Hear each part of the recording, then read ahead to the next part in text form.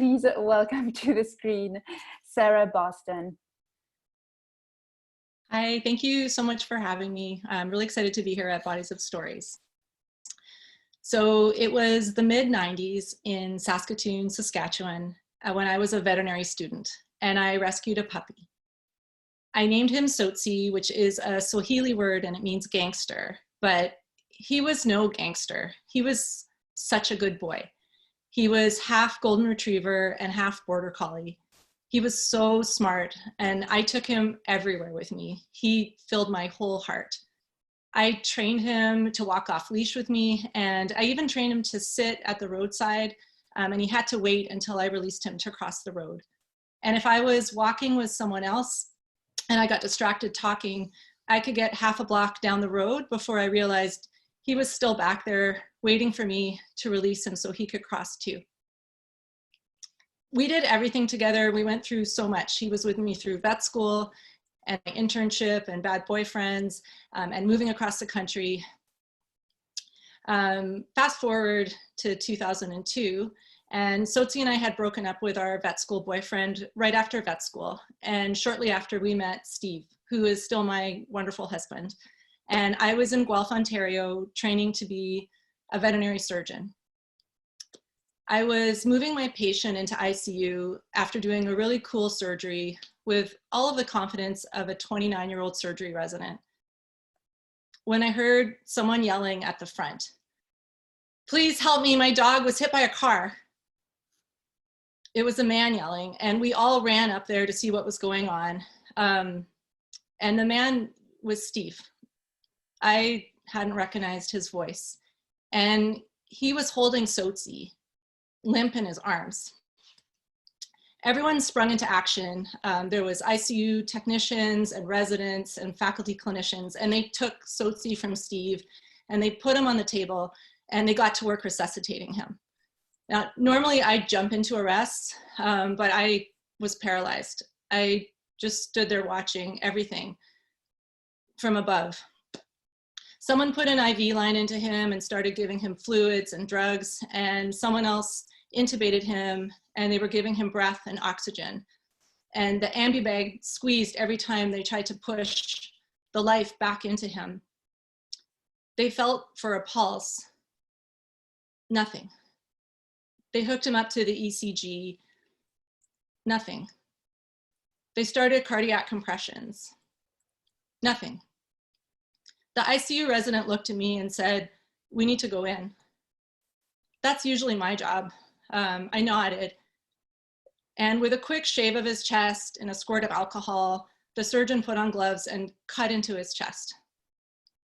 As soon as they cracked his chest open, liters of blood poured out of him, and it streamed across his golden fur and stained it dark red. And then it ran across the table and it splattered on the floor. There's so much blood. His heart had ruptured and all of his blood was in his chest, but now it's on the floor. The ICU resident went running to get a unit of blood, and as she did, the head of the ICU gently tapped her on the shoulder and said quietly, "Get an expired bag." But not quietly enough. And I know what she meant. I mean, she's right. This is futile. Sotsi is dead. There's no point in wasting a bag of blood on him, but they need to go through the motions because this is my dog. Steve and I were moved into a room with Sotsi's body so we could say goodbye to him. It's the room where I give owners bad news. It's the room where I euthanize their pets.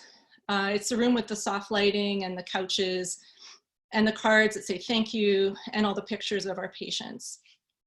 I'm in that room. I've been there so many times before.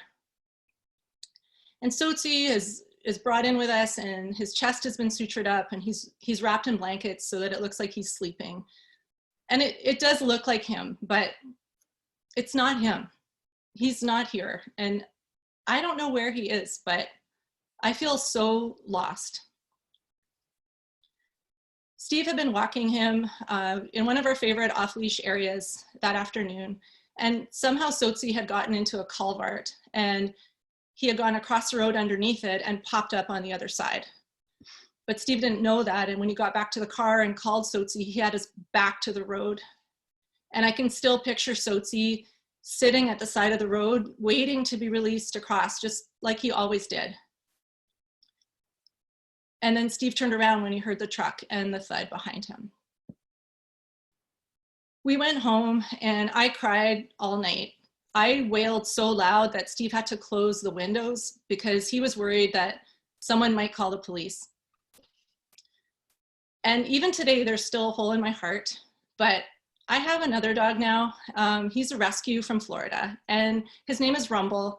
He was the cutest puppy. He's half German Shepherd and half healer, and he's perfect. He's so smart, and he smiles every time he greets me with this silly, toothy grin, and every time he does it, it makes me laugh.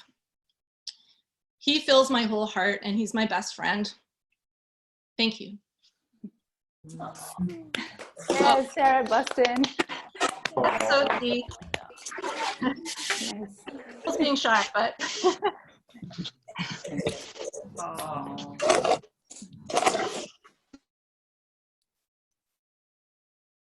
Thank you, Sarah.